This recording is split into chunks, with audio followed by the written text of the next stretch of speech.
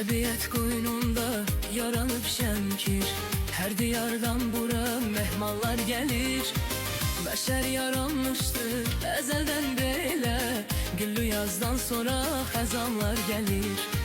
Bəşər yaranmışdır əzəldən belə, güllü yazdan sonra xəzanlar gəlir. Buluddan nəm çəkir yasamaz